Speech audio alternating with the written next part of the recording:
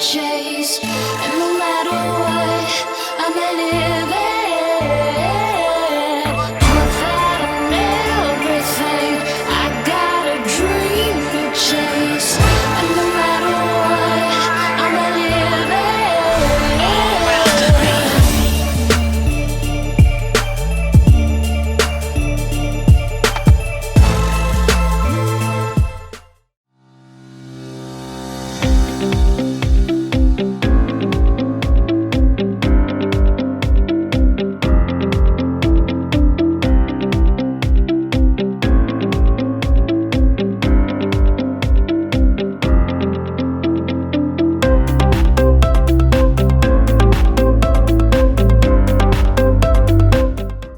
background. Okay.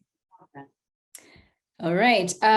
So yeah, it's such an honor to be invited to talk to Rotarians. Do you know what it means to be invited to speak to Rotarians? It's like, oh Lord, Mama, I made it. It's just that she's not very good with Zoom. But hey, I'm really excited to be talking to everybody because I believe that I'm not here to really tell you something that you do not know. I'm just here to confirm what you already know, but also to share ideas because times have changed. And also, we are changing as human beings. How we are consuming information is also changing. So, thanks for the introduction, by the way. It was also intimidating on my part. I don't know why it just sounds very weird. When someone else is introducing you, it always tends to feel like, is that me? Is that me they're talking about?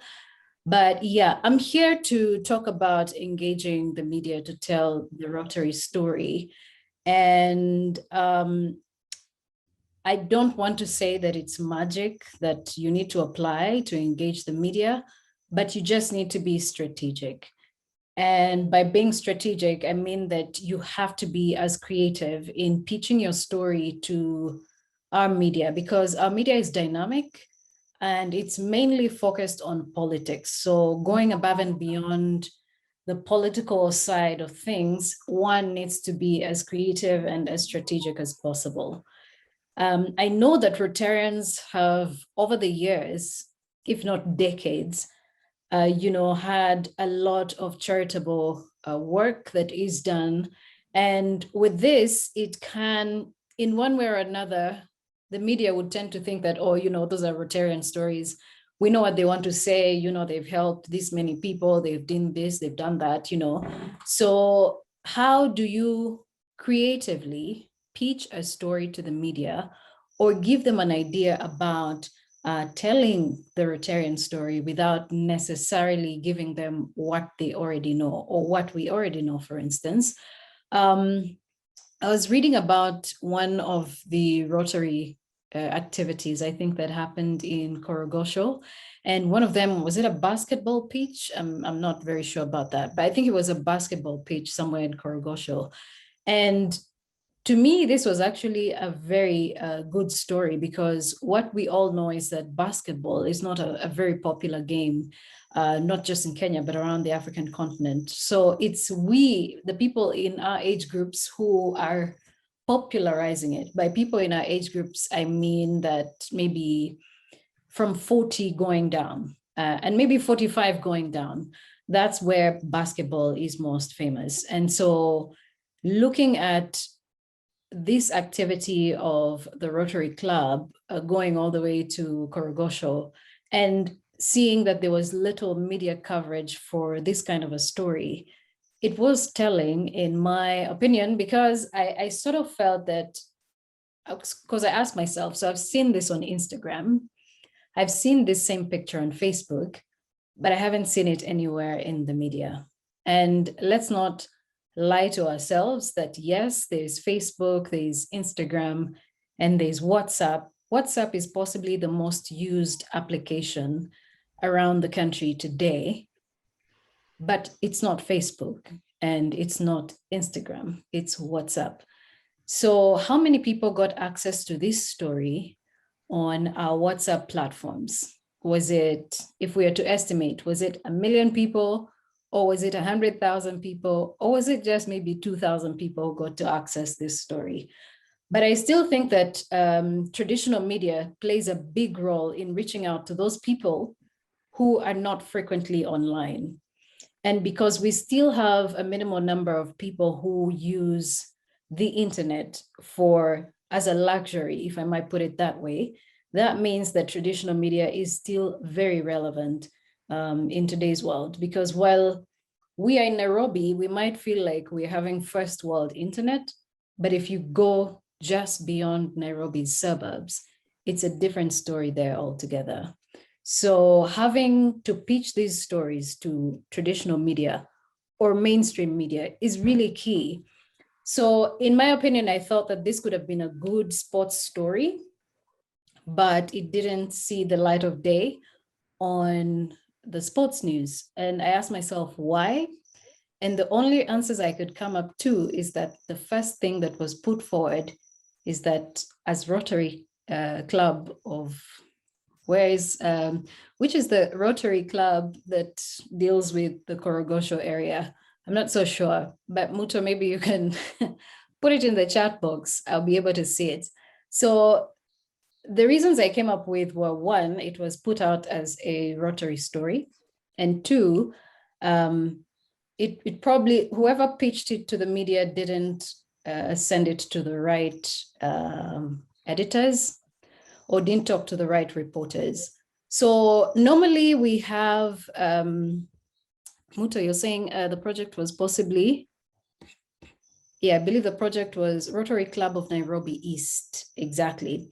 So to me, it kind of felt that the right reporter needs to be told. In the newsroom, we have, or in any newsroom anyway, there are reporters who have certain strengths. Normally, when you flip a newspaper, you will see a byline by a certain reporter, and they constantly either talk about athletics or they constantly talk about golf, or they talk about basketball, or they talk about football. You always see their byline somewhere. So do you care to know who that reporter is? If not, why not? Because it's the simplest thing that you can do. Find out who does basketball reporting in a newsroom, talk to them. You could just make a phone call and say, oh, okay, by the way, my name is XYZ. And I was told that you're really, or not, I was told, journalists hate to be told that. So you go straight to the point. I know you write about basketball or you write about athletics, and there's this idea that I think would really interest you. Did you know that there are kids in Korogosho who are playing basketball? But the thing is, they don't actually have the facilities, but there's this organization, in this case, Rotary, that has come out to build them a basketball court. And now the kids, are moving from this point where they used to be to this point. So it's now up to the reporter to sort of figure out what angle they're going to use to tell the story. One, they could identify, or as Rotary, you could also help them identify a young, youthful basketball player who has been playing basketball maybe for a year or two or three or whichever years, and then go through the journey with them. Like, where do they live? What is the distance between their home and the basketball court? How often, how passionate are they about basketball? Humanizing the story, but giving it a sports outlook. So that way, you're using the back door to get to the front door. And I thought that, that maybe that could be the reason why the story didn't quite see the light of day like it should have. And I'm not going to blame the media houses entirely, but they could take part of the blame, because usually these kinds of stories would always be among the briefs. Those briefs you always see somewhere on a slide, somewhere in the corner of the newspaper, right down there. Or maybe they'll do a short, really short story. If it's a sports video story, it's going to be about 30 seconds. But now that I've said that, I think that there are also many other ways in which these stories can be told, because I think it was a picture that was shared. And I think that a video should also have followed the picture on whatever social media platforms that it was shared. Because as a news person, my job is to identify stories that I can go and pitch to my editor and say, I think this is a story that would interest anyone who watches it, anyone who reads it, anyone who comes across it, really. Because now newspapers and in mainstream media generally is into subscription consumption of content. If I pay 10 Kenya shillings today, I'm able to read an entire newspaper or whatever article I want to access. If I paid 199 Kenya shillings, I'd access this content for a month. And if I paid maybe 2,000 or 3,000 shillings, I'd have subscription to an entire year's content on any media, mainstream media platform that subscribes to both conventional and digital content. So how are you as Rotary plugging into that? Because now now more than ever, I think we are seeing that content is king. And with this, use your platforms. So I, as a media person, can look through your profiles, your content, and figure out, oh, by the way, I think this is an interesting story. What is the business angle to it? What's the sports angle to it? What is the human interest angle to it? And how exactly can I tell this story to the audiences? That is for me as a reporter. But as Rotary, how are you using this wealth of content of activities that you do to reach out to the media? Are you just sending them boring press releases and say, on the 18th of October, Rotary Club donated 1,000 or I don't know, 1,000,000 textbooks to schools around the counties? You know, if it's that kind of telling stories or engaging the media, normally the media would not be receptive to that. And that is because they also have an agenda. You have an agenda, but you need to meet somewhere halfway down the line. So using the back door, I always tend to think press releases actually do not tell stories at all. They just give you the news of what happened. He said this, she said that, and that's it, you know. But if you're going to really properly engage the media, you need, first of all, to understand who does the stories or who does what stories. If it's somebody who does feature stories, you need to know who they are.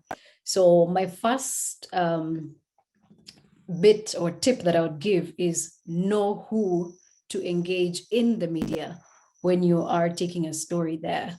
And then after you found that out, if maybe you can't access the reporter, find out who the editor is for that particular desk that does those stories.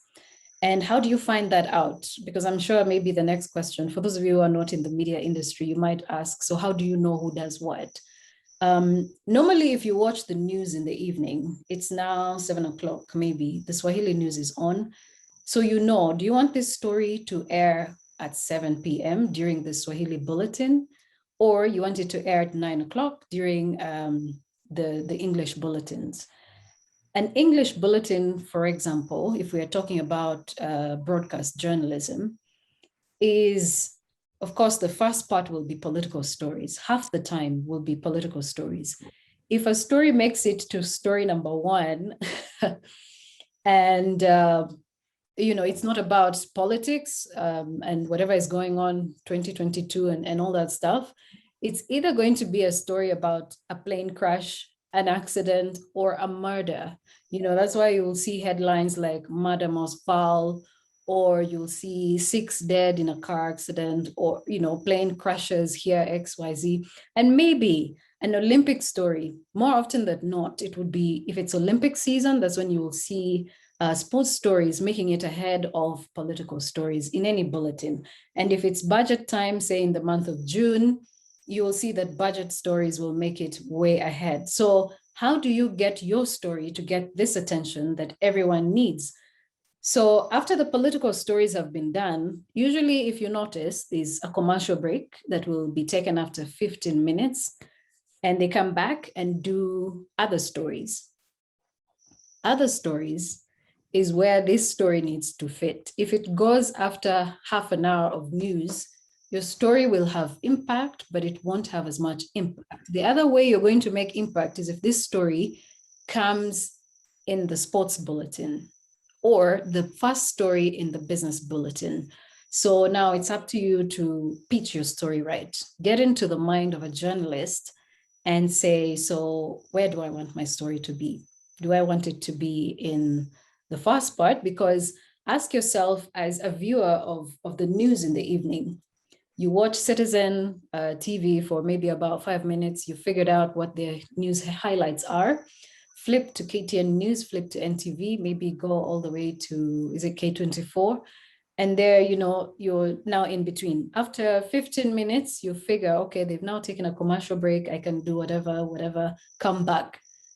What kind of stories trigger your interest? Yeah, because it's the kind, if you as a viewer can easily be distracted from watching television, you tell me how, if you pitched a story as a Rotarian to a media house, they would have the interest in it. And you, as someone who is watching from home, would wait to watch that kind of a story. So you need to get into the mind of the viewer. You as a viewer, would you want to watch the kind of story that you're pitching to the media? And if you put yourself in the mind of a journalist, would they buy the story I'm trying to pitch to them? And then the third thing is, ask yourself, would this story actually grab the attention of the people you want it to reach? Because all of these things are very important while you're making your pitch in any form to whichever desk, sports desk, international news, business news, or political news, whichever. And so you need to just figure it out. And once you find out or you have the answers to those questions, now write your pitch, put it on paper and say, okay, I think this is something that would interest somebody. Know how to contact them, a phone number, an email, and maybe social media. Actually, social media lately seems to be the more appropriate thing. Some people respond to social media way faster than they do respond to their emails. So if you can reach to someone who maybe, say, Jeff Koinange does long form features. I think the last time I watched him, he was in Laikipia and he was doing a story about, I think it was the troops. Was it the British troops? Is it? Yeah. Yeah, British troops, I think, somewhere camped in Laikipia. And, if you're able to bring out those long form stories that would make a journalist do more than 5 minutes of a story about something you've pitched, I think that's a brilliant thing to do, because these long form stories tend to tell a story that goes beyond just a news item. Because news items, normally, if you're doing the first part of the news, which is political news, the longer stories on any newscast or any news bulletin on television are not more than 2 minutes and 30 seconds. So, and these are mainly political stories. If you're doing any other story that's not political, your story will be cut or capped at 1 minute and 50 seconds or 1 minute and 30 seconds. Now, you tell me, if you have pitched to a journalist and this story is 1 minute and 30 seconds, what do you think is going to be said in 1 minute and 30 seconds? Which is why I'm saying it's important for you to go through your pitch and figure it out. Ask yourself, who do you want it to reach? What kind of story do you want to come out of this pitch? And will the journalist be able to get interested and pick it up for a longer story? Because for the daily bulletins, those are just daily bulletins. Now, if you want to do a longer form story, you're going to need to have a good pitch that you're going to interest this journalist or this editor in doing a long form story on the work that Rotary has done, maybe in Turkana County. Turkana County, one of the bigger challenges for people there is access to water. So if Rotary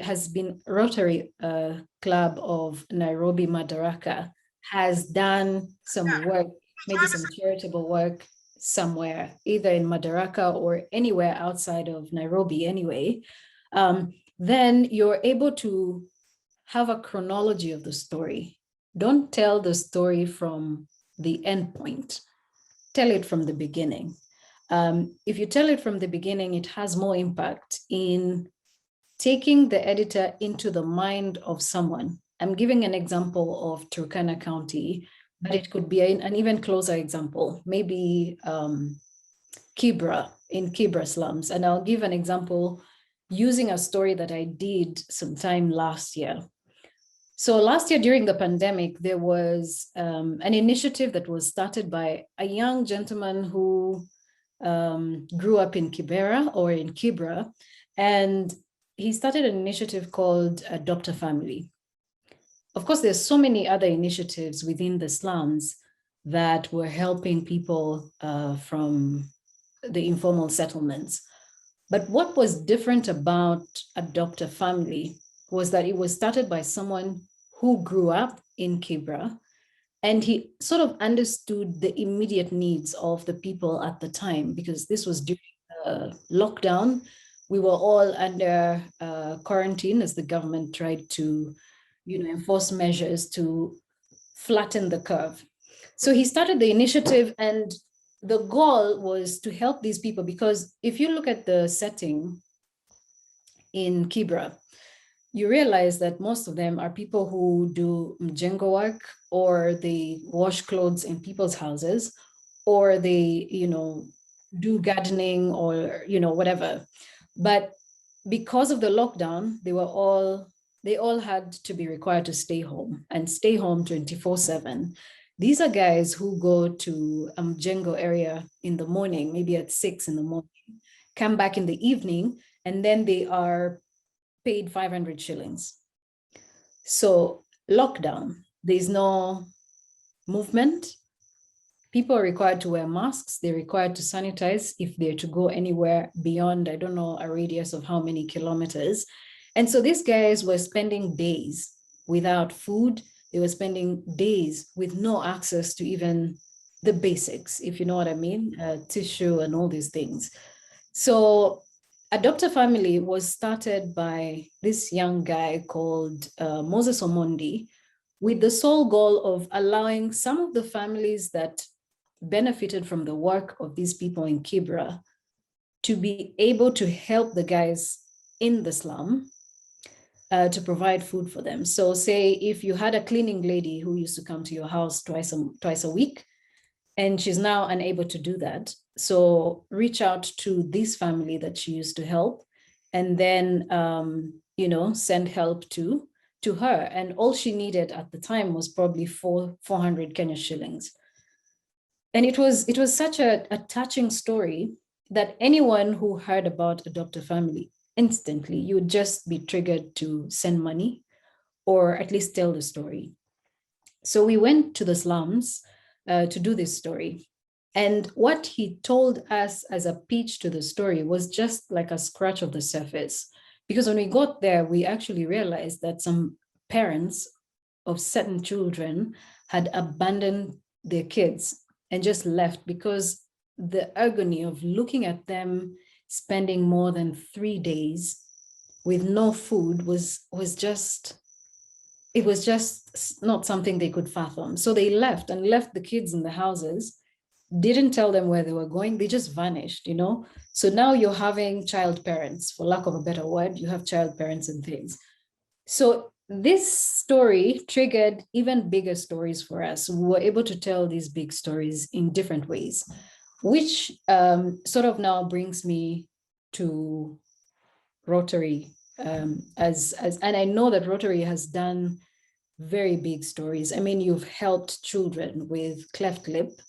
You've helped children with heart problems. You've helped, I can't even list it all, but I'm sure you guys know what kind of work that you've been doing over the years. So how you're able to tell these stories is also going to mean a lot in terms of coverage. Be strategic about how you put the story out there, and also try as much as you can to pitch to the right people. no matter what media it is. It could be television, it could be a print media or a newspaper. In this case, it could be radio. I think radio has now upped its game, and they're now doing a lot of podcasts that they're putting on their digital platforms that are in both short and long form. And most of them have spread out across all the social media platforms. So you'll find them on YouTube, you'll find the content on YouTube, but you will also find it on their digital platforms, on websites and whatever, and social media handles as well. So the advantage they have is that they have the numbers. You know, Rotary might have 100,000 followers on Rotary Club of Nairobi, Madaraka, might have 100,000 followers on Instagram and Facebook and Twitter and whatever. But if you put a Rotary story on, say, a Standard Kenya website, in this case, it has the ability to reach out to far more people because they have over 3 million views on a daily basis. That's not just from Kenya, but also around the African continent. So there's a possibility this story will reach far more people as opposed to the numbers that you have. And so being able to spread these stories across all media platforms, imagine if you pitched a story and it's covered by the Standard, it's picked up by international media like DW, which is where I currently contribute. And I mean, all these other platforms, it sort of gives you the satisfaction that the strategy you're using is working. So above and beyond all the politics that is involved in engaging the media, I think that when you humanize stories, they tend to carry more publicity as opposed to when you go straight in with the press release kind of engagement. I think that for me, it didn't work while I was still working with local media houses, because it always felt like it's a he said, she said, this is what they want me to hear, but I need to know, I need to see for myself. So just having that, humanizing the story and allowing a journalist to go out there and tell it is more impactful. I'm seeing a question here from Henry Indirangu. Hi, Henry. Good to see you on here as well. You're saying GDB, with current and emerging technological trends driving a shift in consumer trends, how will the media look like in the next 5 years? It's a good question, actually, but I think that there's going to be more impact when it comes to digital media. People didn't see this maybe 7 years ago, but the signs were there. If you look at newspapers today, let me give an example of the Standard. Maybe 5 years ago, up to 5 years ago, the Standard was selling over 150,000 copies of newspapers, yeah, on a daily basis. Today, I don't know, those numbers have dropped quite seriously. I think they're now a little over 50,000 or even less. I'm not so sure about the numbers. I think I last checked them maybe around the first quarter. Was it the first quarter? Yeah, the first quarter of the year. And the numbers had drastically dropped. So digital is the future, in my opinion. And I think that if we do not catch on with the times, we are going to be left behind. I mean, if there's one thing I would recommend right now, or if I could ask a question, why doesn't Rotary have a podcast by now? Do you have a podcast? Muto, do you have a podcast? Not yet. Not yet.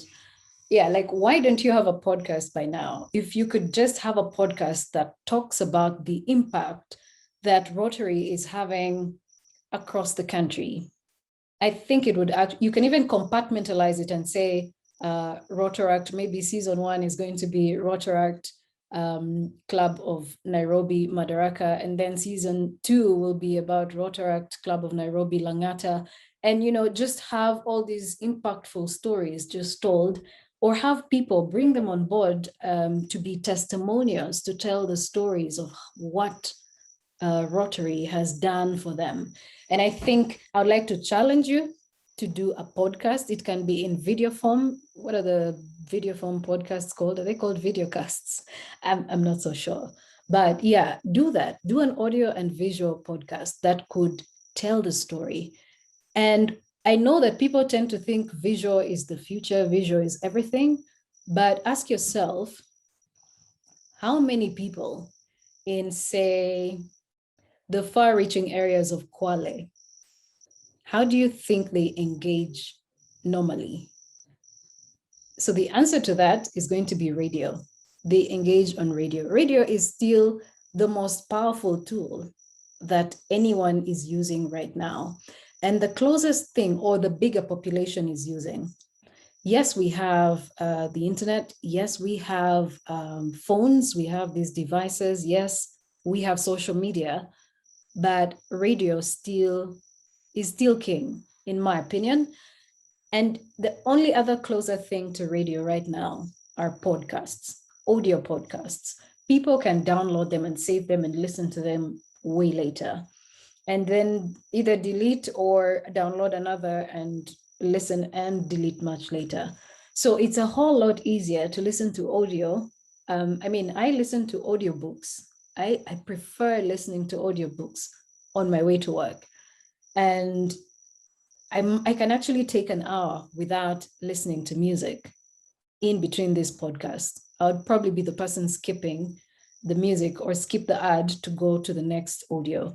So if Rotary can just take advantage of some of these platforms or tools, I think it would send the message further in how you can engage your audiences, but also engage the communities on how exactly you're changing lives of people. And it's normally from these kinds of stories that even the media picks on and says, oh, by the way, I was listening to podcast this on iOS or on Spotify or whichever, wherever these podcasts are cast, and just look at it as a way to also reach out to the media. These stories normally are picked up by bloggers. They're picked up by all these guys who write blogs about what's happening around the world and around the country. So it's because they want content to fill up their platforms. So they're going to pick stories from anywhere. So where is the Rotary story being picked? That's the question that could answer how you can engage different media. There are so many online platforms that are doing news. I'll give an example of Tuko. I think Tuko has some of the highest numbers on YouTube by form of view eyeballs. If you go to some of their stories, those stories are not far off from what Rotary actually is all about, the kind of impact that Rotary has. But if you go to their YouTube channels, you'll see that these same stories that probably would fit perfectly in the Rotary impact story are what you're seeing there. So why are you not doing it? Like, why don't you create this buzz around the work that you're doing? In my opinion, I think it's probably, maybe there's a little bit of bureaucracy with what Rotary as a club is really all about and the steps you have to take to get things done. But that kind of bureaucracy, I think, is what technology is trying to break. And when Henry asks the question of how exactly do you, where do you see technology in, say, the next 5 years, or the media in the next 5 years, I think it's largely going to be a digital platform. And there's also going to be compartmentalized content.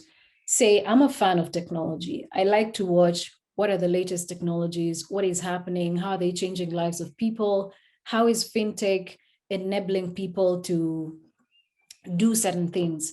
For example, Google has partnered with Safaricom, and now one Mamamboga is able to access a phone and pay, is it 10 shillings or 20 shillings every day as a deduction for her to own this phone after some time.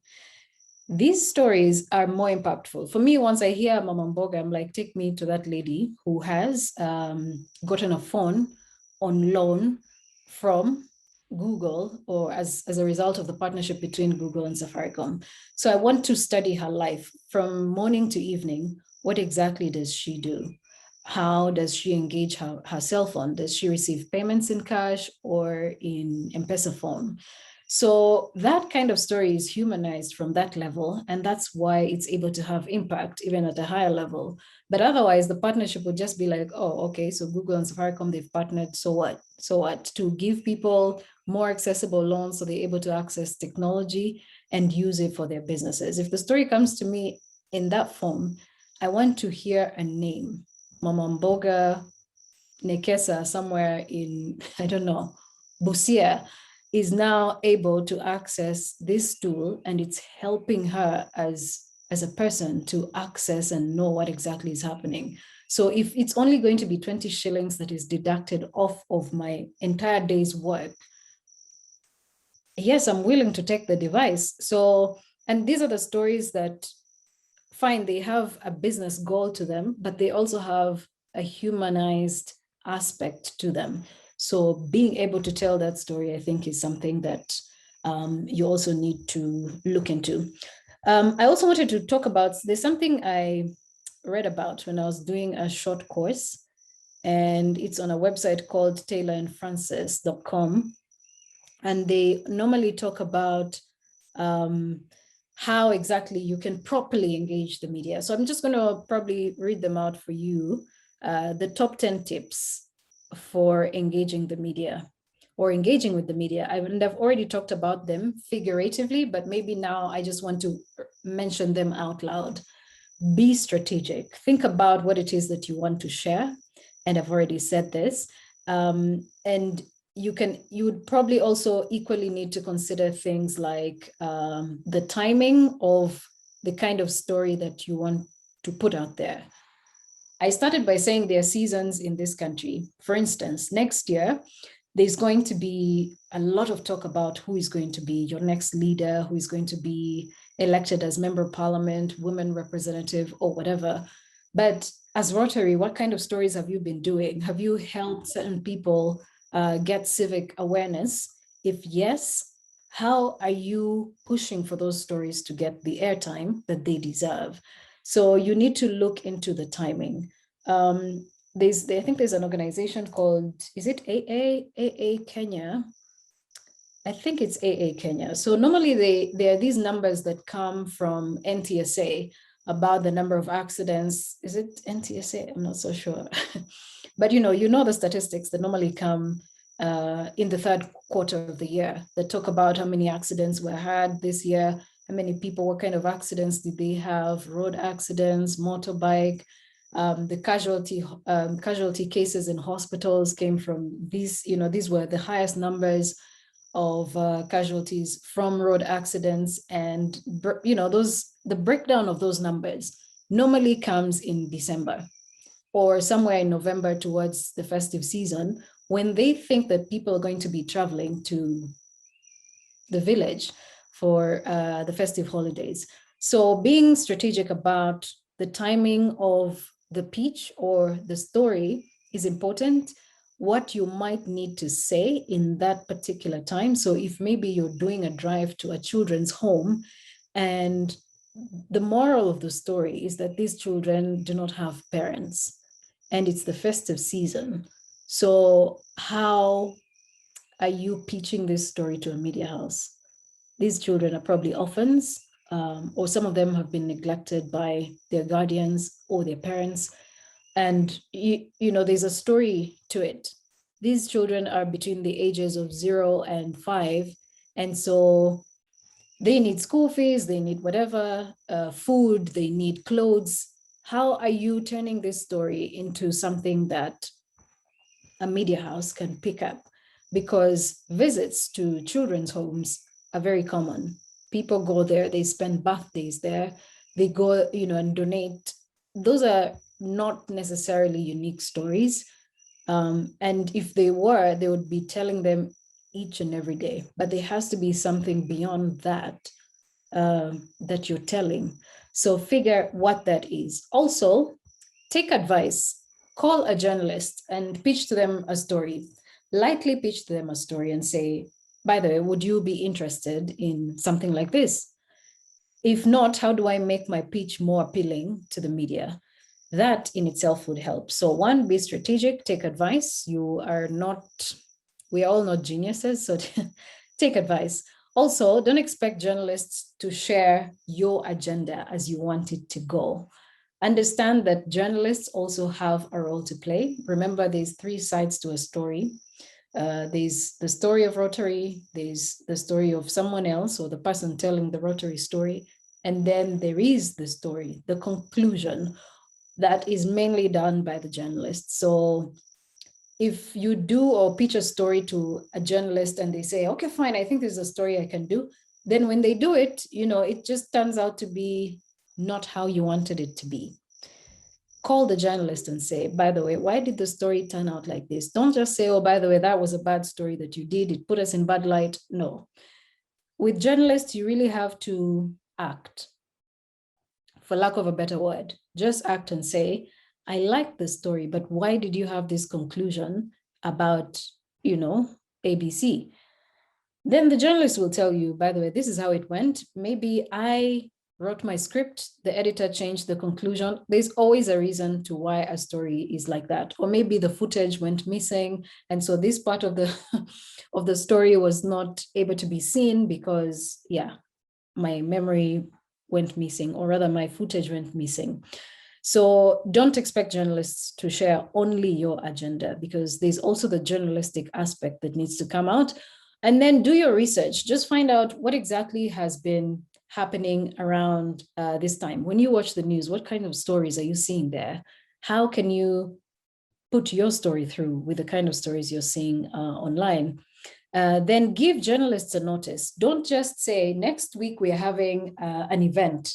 So on Friday is when you want to tell the journalists that on Monday we have an event. No, give them time to pitch the story, because if you send in, or if you tell a journalist on the afternoon of Friday, I can guarantee you're wasting your time. Because normally how a newsroom functions is, I'm a journalist, I'm going to work tomorrow. So my entire day today, I've been thinking about what kind of story I'm going to be doing tomorrow. By 3 o'clock, after I have done my day's story, maybe earlier in the day, I should have mentioned something to my editor. This is the kind of story I want to do tomorrow, and I'm thinking to interview ABC. I'd need transport to go to this place. I'd need a camera to go to that place. I'm going to need a camera for longer than 3 hours. So just in case there's a big event tomorrow, let me know so I can push my story to another day and do something else in the meantime.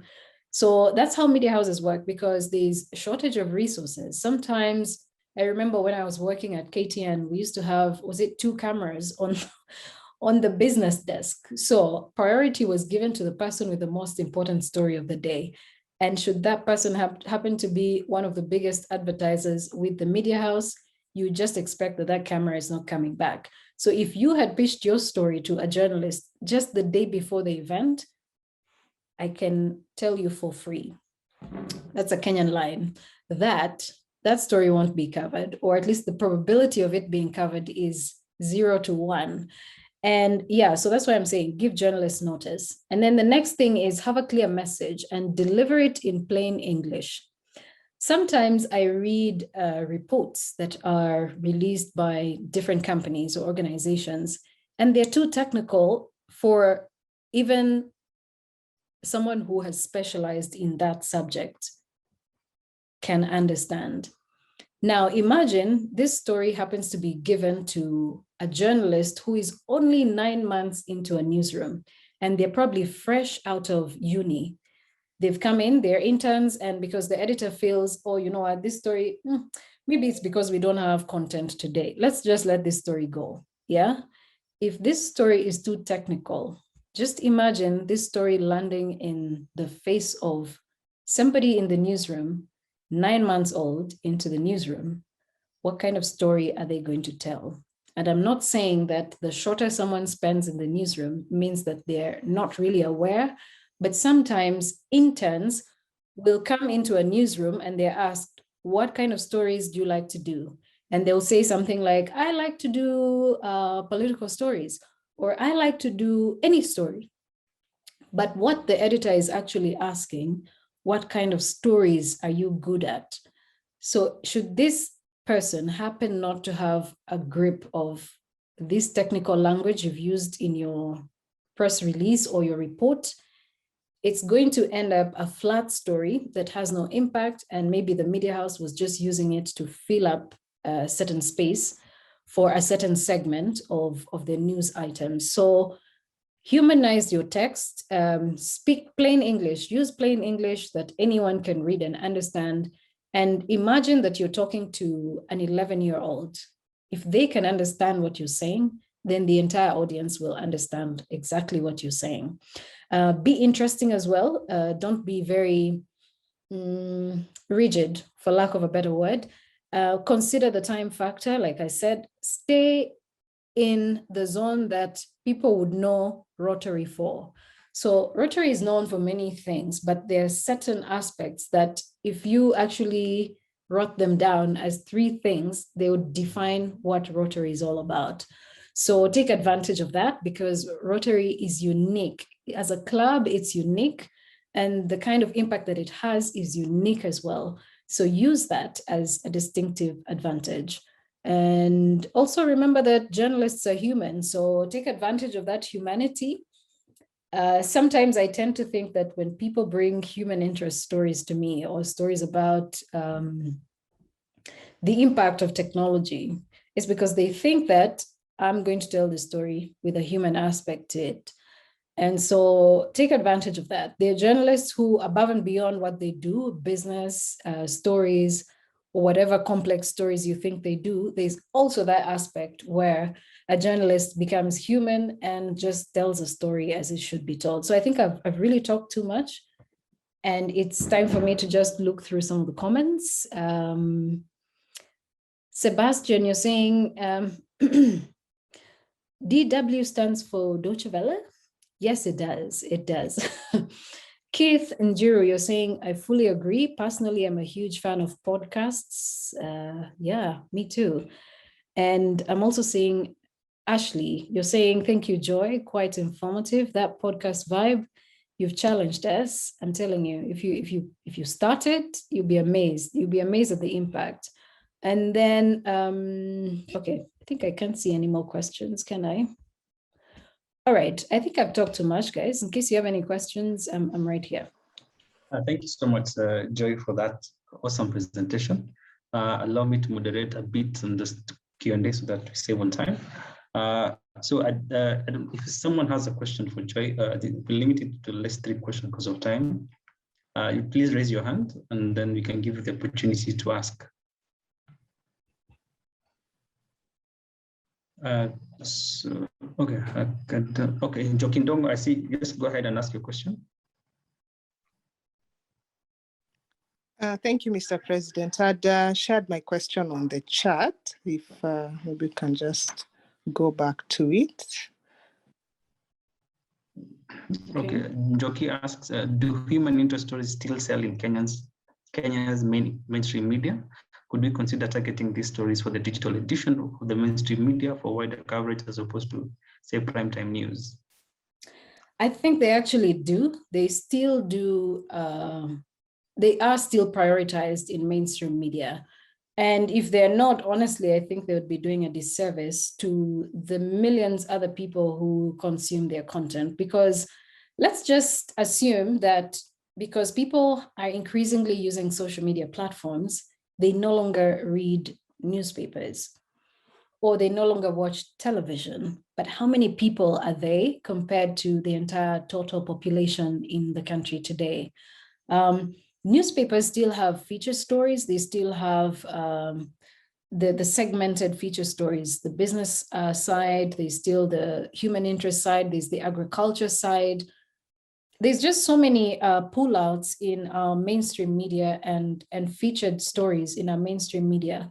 We just need to know how to pitch them. So normally a department will have like an assignments editor, or rather newsroom will have an assignments editor.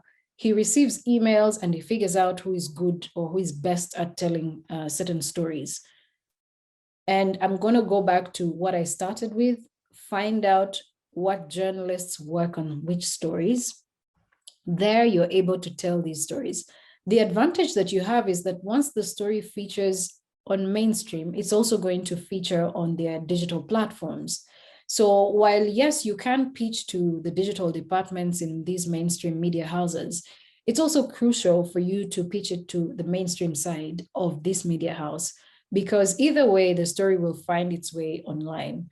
And while telling stories online is slightly different from how mainstream media will tell their stories, at the end of the day, you will find that if the story was done by print, the print version will be somewhere on the same page where the video that was done on the TV side is, and also accompanied by a link to the digital version. So maybe the digital version has more infographics, but the broadcast version or the TV version has that other side of it. And now they're even adding links to the podcasts about those same stories. So if I went to the field to do a story about, let me use the example of the Korogosho basketball court, and I know that this story would make for a good podcast, I would make sure I do like a 360-degree sourcing of content for this story, because I know I'm going to write a story for text for the newspaper, and by extension, the digital version of this print story. And I'm going to do a 2-minute, 30-second story for TV. And then I'm going to do a longer audio version for the podcast, which can also be used by the radio guys. They can do a story about the same. So that way you have 4 different stories or 4 of the same story told on 4 different platforms of the same media house. Take advantage of that. You just need to be strategic and point your story in the right direction. Yeah. Thank you so much for that response. Let me see someone else. That one. Victor asked, can a startup use the same 10 steps to share its story? Then I think, yeah, Doris, sorry, that's a comment. Corinne asked that you can, if you can, don't mind sharing the points. If I don't know how you can share the points, but we can share the recording with Doreen so she can revisit this conversation. But yeah, for back to Kenneth, in terms of, can a startup use the same 10 steps to share its story? Can a startup use the same 10 steps to share a story? Yeah. Yeah, sure, they can. Why not? I think that there's no particular formula with sharing stories or engaging the media. I think that maybe when I started, I should have said that these are the 10 ways you can share a story, but just being strategic. It's the same formula that you'd use. I don't want to call it a formula. It's the same 10 tips you'd use. And believe me, it would create such an impact. So the long and short of it, yes. Okay, I don't see any other question. I hope I've not locked out anyone on the questions.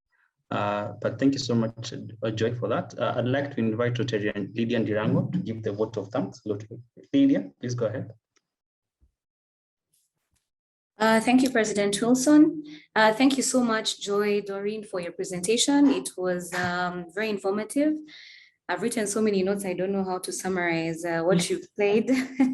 But yes, thank you for the 10 tips that you've given us on how to share our story. I think we've been falling behind as a club on how to narrate the kind of projects we've been doing, and even for our socials and all that. So I personally have taken a lot of the tips that you've given us. Thank you also for giving us pointers as to how we can share our story through a podcast. I'm seeing from the questions that a lot of people have also taken keen interest in that.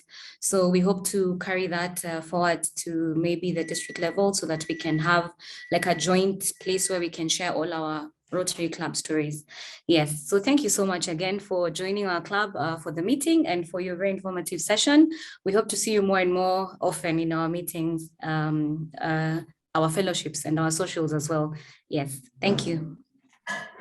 Anytime. Thank you so much for having me. I really appreciate that. And there's one more thing I forgot, which was partnerships. I think that partnerships also go a long way in helping you tell the story to a broader audience. If you partnered with any media house, it could be a digital media house or mainstream media house, partner with them and say, we could actually, or we are capable of giving you 2 seasons of stories. A season is about 12 or 13 episodes. So we are capable of giving you 26 stories that you can work with for 2 seasons in your pullout. And in return, this is what we expect you to do. Maybe you can mention that these features are in partnership with Rotary Club of Nairobi, Madaraka. And yeah, we could get you these stories. It's up to you now to tell the story, but don't forget to also mention your agenda in all of these stories. So partnerships, I think, are also another way to extend your reach out there when talking to the media, to reach out to your target audience or target communities. So yeah, that's one aspect I had forgotten. But thank you so much, all of you, for making time for this. I'm so honored that you invited me to be part of are they weekly sessions, right? And next week, yes. I hope you will also join in, because John Sibi Okumu is going to be here. He is one of my mentors. So yeah, Wow. make sure you're here for that. Glad to know that. Yeah. Thank you so much, Joy. We actually we do this every Monday from 7 p.m. So you feel free to join in. We always have either a virtual meeting or a hybrid meeting. So you can join in anytime, anywhere. I'm working at any time, but at any, join us at that. We meet at Royal Nairobi Golf Club every Monday from 7 p.m. But yeah. Awesome. Thank you. Thank you, guys. So